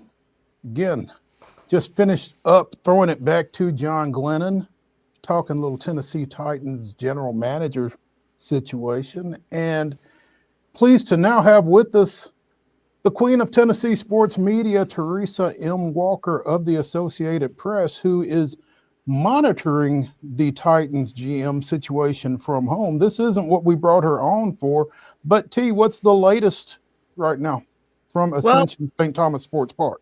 Well, they've finished the interview with John Spytek, and we expect that they're finishing up the interview with John Eric Sullivan of the Packers, who, let's face it, considering Chad Brinker is the guy who's going to have the final say on roster decisions moving forward. He came to the Titans 2 years ago from the Packers, so he has a working relationship with Sullivan, who is the son of longtime NFL and college coach Jerry Sullivan. It feels like now here's the thing. They do have some competition. The Jets interviewed Sullivan on Tuesday, a day after the Titans interviewed Sullivan as the 10th of the final 10 in the first round Monday. And the Jets interviewed him on Tuesday. So there is competition. The Raiders have actually asked to interview Spytek and Sullivan, but it feels like they're probably going to try to finish their head coach search first, which, as long as Ben Johnson and the Lions are busy in the postseason, seems a little tougher. But, and I'm going to butcher his name, the Packers general manager, Brian Gutekunst, he talked, they're about he's fully expecting Sullivan to be hired by somebody, and very soon, and he said it was kind of bittersweet, point of pride, but he thinks he's absolutely ready and doesn't think there's a better candidate out there. So he's excited to see him move on. It's just, is it the Titans or is it somebody else? Does it feel odd that you would hire a head coach before you would hire your GM? Yes, but that also shows where the power would lie, does it not? I mean, let's face it, the whole Raider situation's been, I mean, you've got one of their owners who seems to be having a hand in decisions, busy working and prepping for a playoff broadcast of a team that features one of the top candidates, right? I mean, it's bizarre to say the least. So it's interesting. And I mean, I'm curious to see if Tom Brady talks about that at all. He should. I mean, it's been a weird situation all season. He doesn't get to, and for people who are listening, these announcers do come to practice. They have production meetings. Sometimes Tony Romo is lauded for, this last weekend. It's like, didn't I talk about this last night? Well, he probably talked about it because they mentioned it in a pre-production meeting the night before the game. They literally meet with coaches and a couple key players to talk and get some little tidbits for the broadcast. This isn't rocket science, but Tom Brady has not been allowed to go to practices or, in some of these meetings. Why? He is a minority NFL owner, and shocking, but NFL teams are very secretive when it comes to their product that they put on the field. Once they put it on tape, then it's open. But before it goes on tape, before a game, the paranoia in this league is very strong, I'll just say. On one hand, Teresa, I like what you said in the sense that the Titans are going after some candidates that are kind of being heavily sought after. But I'm also a little concerned the fact that you mentioned it's the Jets and the Raiders that are also bringing these are not exactly model franchises we're talking about. So I don't know how good of a company the Titans are necessarily keeping in that regard. Well, they're keeping company in that they're an NFL team looking for a GM. And they fired Rand Carthon 2 days after the season. Why? 9-25. It's a results business. Now, the Raiders was a bit surprising because, they let, their coach, Antonio Pierce, speak to media and then fired him. And then they fired Tom Telesco after 1 year, like a day or so later. So they're behind the curve. So, at least the Titans, made their decision relatively quickly, and they're moving through this search quickly. Think about it. 10 candidates interviewed virtually over the span of 4 days. They started last Friday and finished up on Monday. And then they started that second round on, what day is it? Tuesday. Today's Thursday. Yeah, I'm having to check the calendar. The fact that it is January 16th does catch me by surprise. Valentine's Day is going to be here before I know it. So, which is why I booked some time off because I need it before March Madness. So, but that's the thing. The Titans are moving quickly, and I checked with my colleague who covers the Raiders. All he knows for sure is that they've put in requests to interview Spytek and John Eric Sullivan. He doesn't know yet because they're a much more secretive organization. At least the Titans are confirming once an interview is complete. So for that, I am grateful because that helps us at least monitor where they're at in the process. And based on past history, when Amy Adams Strunk is hiring somebody, they move pretty quickly, usually within a week. So that clock is a ticking. Time is a wasting, yeah. And Teresa, what other is there any other chatter coming out of Titans camp, or is the GM kind of the sole focus right now? Well, I mean, everybody else is talking about that number one pick, and Dion, hire Dion. Oh, if Dion goes to the Cowboys, do you trade? Does he trade? Do they trade Dak Prescott for that number one pick? And I'm like, I don't know if I'd take that contract on. I mean, come on now, you got your 10th in the league in cap space, but ideally, what did we hear last week? They want to draft, develop, and sign their own guys. Well, if you trade for a Dak Prescott, and that's just the scuttlebutt that people are talking about, then suddenly that diminishes the ability you have to do some of that signing of the guys you're developing. I'm just saying. I'm with you there. So we'll find out pretty quick where they are in terms of what they say their priorities are. So now getting back to what we brought you in for. You were out at the NCAA convention at, what is it, the Gaylord Springs Opryland Hotel? Is that what it is now? Gaylord Opryland Resort Hotel, I think is its official name. Yeah. Okay. All right. You were out there. and some news came from out there. And the fun thing is, some people saw it as a rubber stamp of a decision that was unanimous in late August by the Division I committee to pay women units. And what that means for the women's basketball tournament, and what that means is they end up seeing a piece of the pie for making the tournament and the number of games that they win. Now, this first year, now it takes effect immediately. It was a two-pronged vote yesterday, which was funny. Somebody voted no yesterday, and it's like on taking effect immediately. And it's like, this tournament started in 1982, and you want to wait another year? Come on now.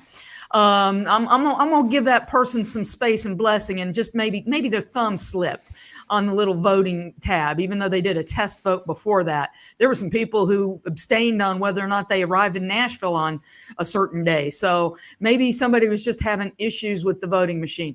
That said, it takes effect this tournament. And so the women's teams, the 68 teams that make it, they are going to get paid. And now they've got to process the data. It'll take, a few months. That check isn't coming in May, okay? But in this first year, $15 million will be awarded to these teams out of the Women's Performance Fund. That's 26% of the women's basketball media revenue deal. It will grow to 41% or $25 million by 2028. That's 26%. It is on par with what the men's teams got in the first year of that they got performance units. So they call it performance units. Yeah, performance units. It's money. Okay, time out. Two things. Yes. One, when did the men go to this format? And two, how have the women's tournament teams been being paid prior to this being implemented for this season? Well, they weren't really being paid. I mean, that's the thing. Oh, okay. Yeah. I mean, the NCAA would pay for their travel and the hotels and, feed them. And we remember famously from the pod during COVID where they had a yoga mat and some hand weights. It's like, excuse me, these are Division I athletes here. Now I'm trying to see, I'm trying to find the exact year that the men started. I can give you the comparison. I mean, let's remember the men have had their contract with CBS for a while. I'm going to use the 2018 tournament as an example. It brought in $844.3 million in TV and marketing rights, most of that from CBS and Turner Sports. So it's long been a fixture of what the men have been able to get, and the men's media rights deal is $8.8 million over 8 years starting this year. The women's basketball is valued at $65 million per tournament with the new NCAA media rights deal with ESPN. That's roughly 10 times more than the contract that is just ending. So, I mean, the Caitlin Clark effect and the skyrocketing numbers of the last few years finally got a chance to pay off. And as Dawn Staley pointed out, and I made sure to get this into my story as soon as we got the quote from her, that her first thought was yes. I'm going to read this quote. This continues our fight to lift women's basketball to historic levels. And then she mentions and shouts out the law firm that was used to help study the discrepancies and the differences between how the NCAA, treated the men and treated the women. And that report called out the NCAA for not better monetizing, the women's properties, which were all previously bundled into one deal with ESPN. We've seen, and not just women's basketball, but softball and gymnastics, volleyball. I mean, these sports are just blossoming. And why? Because people are watching, so that's why, maybe it's a little petty, but Dawn, she went undefeated last year. She's got 3 titles. Can you imagine the money she could have brought back to South Carolina? Now, the Horizon League commissioner, who's on the Women's Basketball Oversight Committee, spoke after the vote and said, listen, we've been incentivizing inside our league, to reward teams that schedule stronger, perform, and make the postseason. Essentially saying, now this is what we've got to do. And that's the thing. This money starts coming back to campuses through the conferences. then, they've got to put that money back into the women. Here in Tennessee, we famously remember who was the first women's coach to get $1 million contract? Pat Summitt.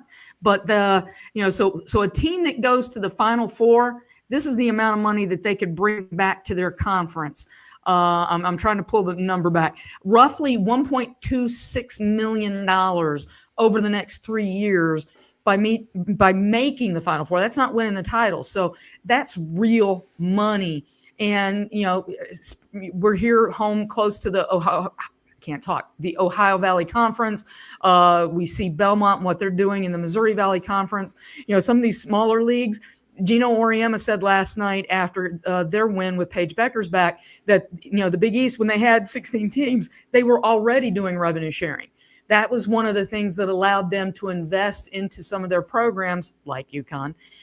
So if you want to see some of these other schools blossom, NIL is not the only thing. That's gotten so much of the oxygen over the last few months, the transfer portal, et cetera. But this was a big deal. And while it was an expected vote, and it was unanimous when they said, okay, let's do this, 292 voting members voted yes in that Division I meeting yesterday.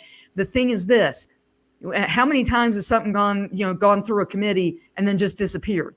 Mm-hmm. It finally is happening, and that is the next step in sports. So the money's going to start flowing. And now what do universities do with that on their campuses? We see it over at Vanderbilt, that building in one end zone.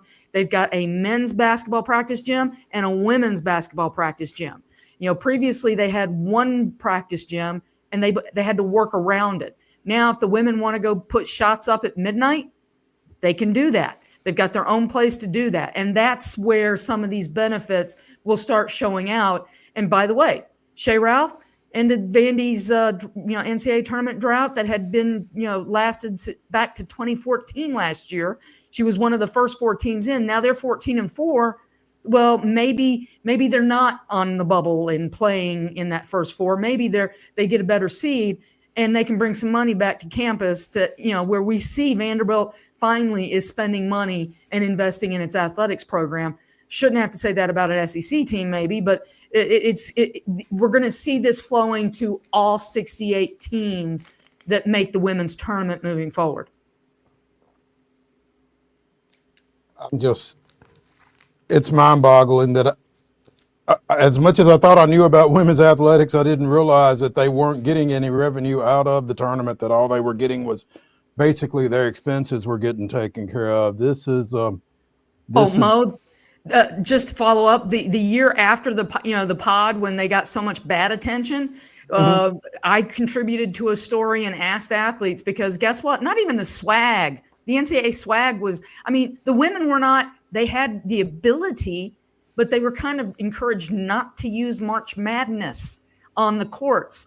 The branding, we think of the NCAA tournament, men and women, it was March Madness, but only the men were allowed to use March Madness because they didn't want to offend CBS and Turner. And it's like, wait a minute, under our contract, the women can use it too. And it was plastered everywhere that next tournament.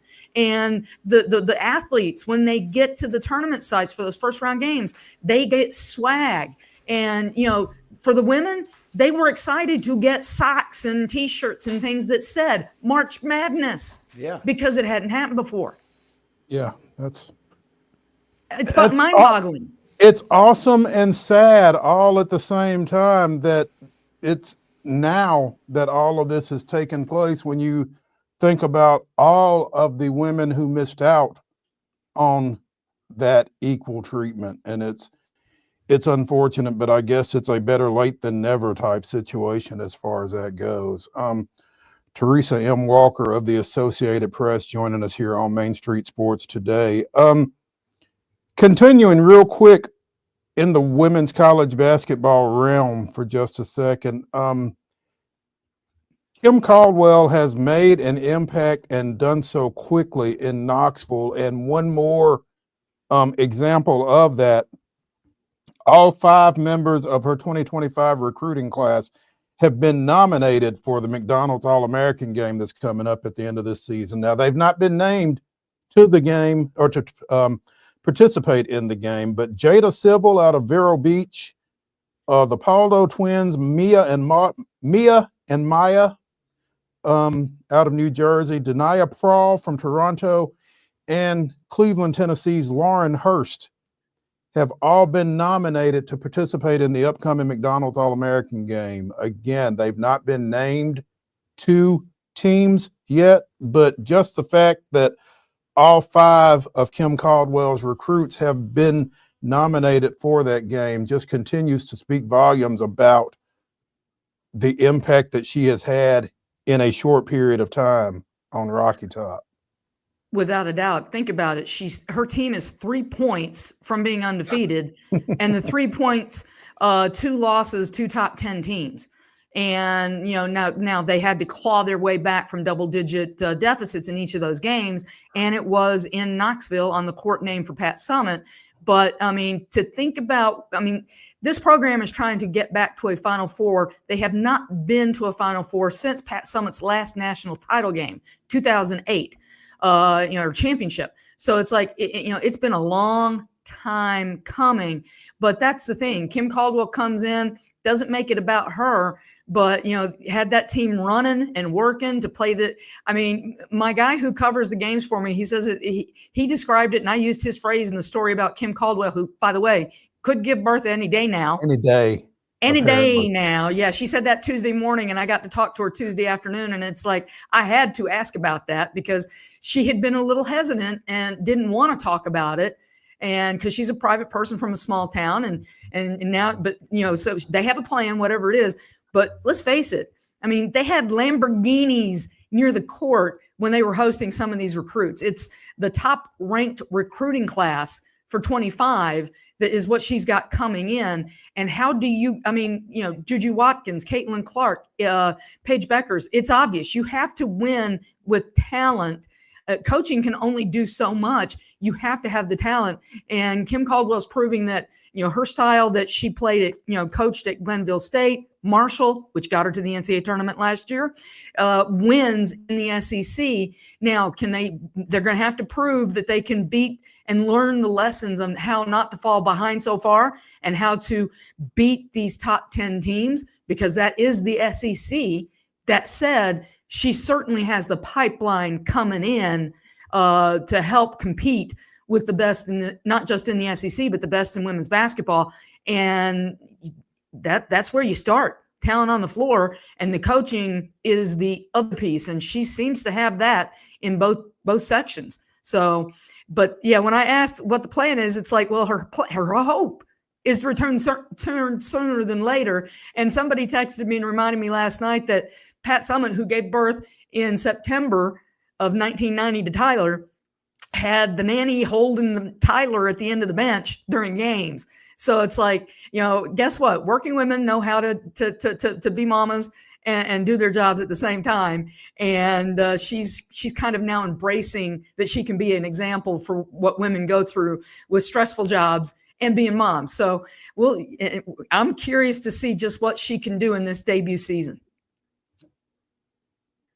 Teresa Walker of the Associated Press joining us here on Main Street Sports today. Teresa, as always, we appreciate it. And keep us posted on the GM. I'm trying. I'm trying to keep track, but I tell you, it's a revolving door over there. We'll see what happens. Thank you, ma'am. Thanks, guys. Thank you, Teresa. Let's take a break. Let's come back for our last segment here on Throwback Thursday on Main Street Sports today. We will continue the basketball talk. Stay tuned.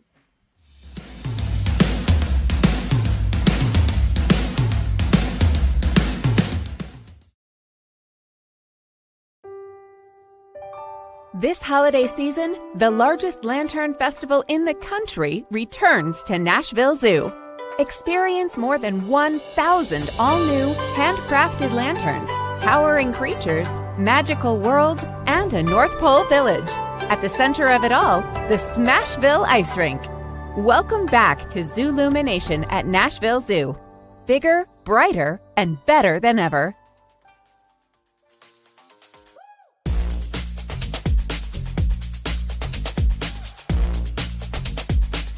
It is the final segment of Throwback Thursday here on Main Street Sports Today, presented by the Tennessee Orthopedic Alliance of Columbia.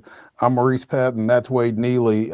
We talked during the rundown about Memphis's win over San Antonio last night in NBA action. There were 2 points that didn't count in that ball game, but you got to see them. Mark?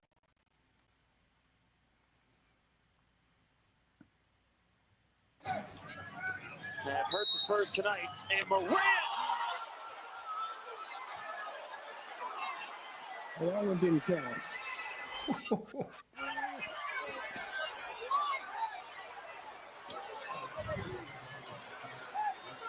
Thankfully, but it'll still be on every highlight reel. Yes, it will.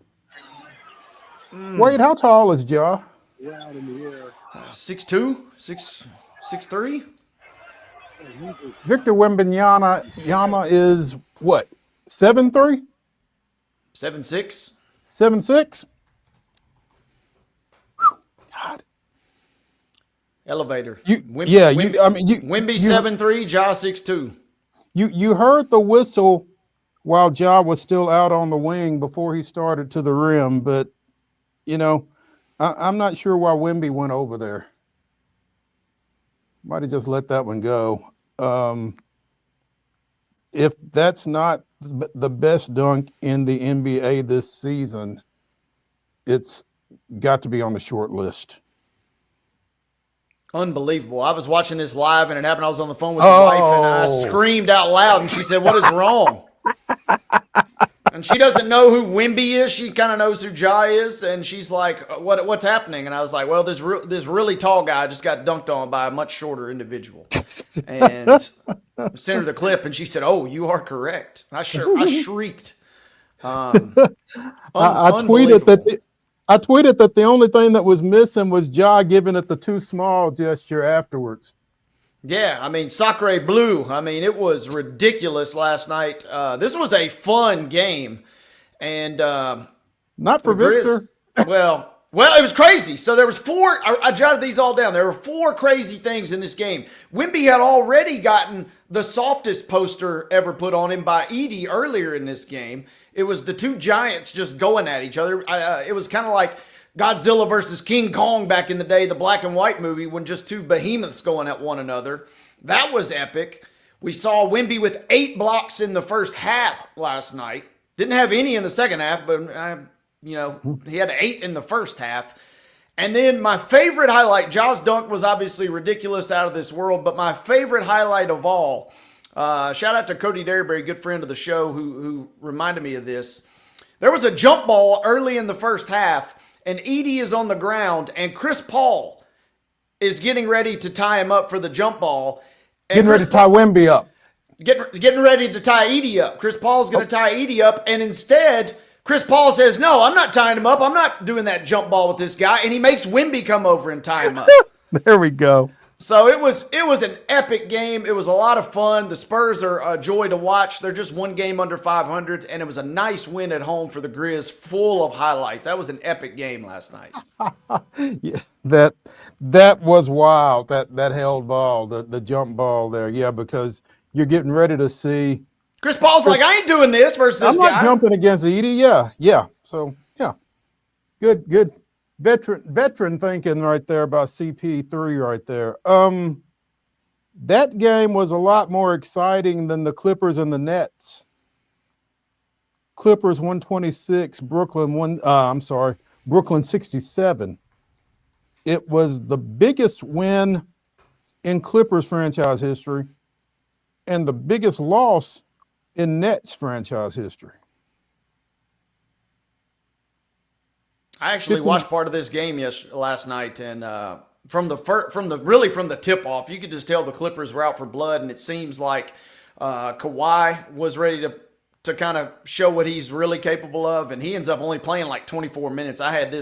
It was a close first quarter. They were tied even at the end of the first at like 20-something, I want to say, but then by the end of the midway through the second quarter, that game was already off the tube. I was done, and it was a bloodbath in the second half. The Nets were on the back end of a back-to-back. They had won 132-114 at Portland, but Ben Simmons, D'Angelo Russell, and Cameron Johnson all sat against the Clippers. I don't know if they'd have made any difference or not, but man, 59 points is what Brooklyn lost by. It's got to be a little embarrassing, doesn't it? Regardless of who's on the floor. Yeah, former Grizz Zaire Williams, he even got the start last night, and as soon as he's out there, I'm like, all right, they're not long for this game. It's going to be that kind of night, and you got to have a little sense of pride.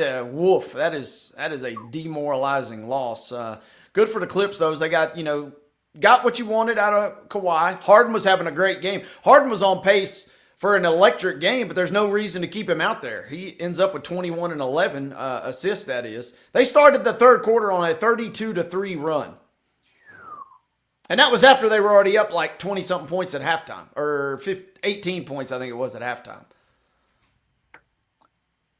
Talking about big runs, your Tennessee went on one of those to open the second half against Georgia, breaking open what had been a close game. I think Georgia led that thing 26-25 at one point, wound up losing 74-56.